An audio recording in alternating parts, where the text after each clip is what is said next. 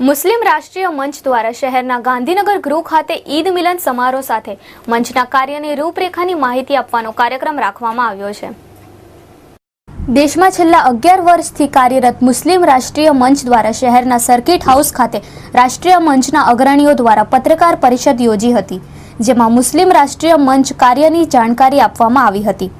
આ મુસ્લિમ રાષ્ટ્રીય મંચ દ્વારા કાશ્મીર બચાવ અભિયાન અંતર્ગત 370ની કલમ નાબૂદ કરવામાં પબ્લિક ઓપિનિયન હાથ ધર્યું હતું, જેમાં 8.5 લાખ કરતાં વધુ લોકોએ હસ્તાક્ષર કર્યા હતા અને કાશ્મીરની માંગણી કરી હતી। આગામી દિવસોમાં ભારતીય મુસલમાનની દિશા ઓર દશાના વિષય પર પણ અભિયાન હાથ ધરવાનું આયોજન કરવામાં આવ્યું હતું। શહેરના 2 દિવસના કાર્યક્રમના ભાગરૂપે શુક્રવારે ગાંધીનગર ગૃહ ખાતે ઈદ મિલન સમારોહ પણ યોજવામાં આવ્યો છે, જેમાં દેશના વિવિધ રાજ્યોના મુસ્લિમ અગ્રણીઓ ઉપસ્થિત રહેશે।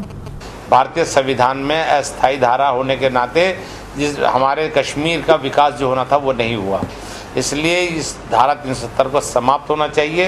साथ ही जो पाक ऑक्युपाई कश्मीर है वो हमें वापस मिलना चाहिए, चाइना ऑक्युपाई कश्मीर हमें वापस मिलना चाहिए और जम्मू कश्मीर अब मज़हब के नाम पर बटेगा नहीं।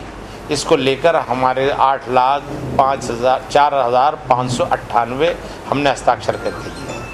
साथ ही हम लोग जो है आगामी जो हमारी विषय है जिसके ऊपर हम जिसका हमारा वर्कशॉप होने वाली है उसका विषय है कि भारतीय मुसलमान उनकी दशा और दिशा। इसमें हर तरह के विषय के लिए हम लोग इस पर चर्चा करेंगे। 3 दिन की वर्कशॉप होगी 14, 15, 16 दिसंबर 2013 को।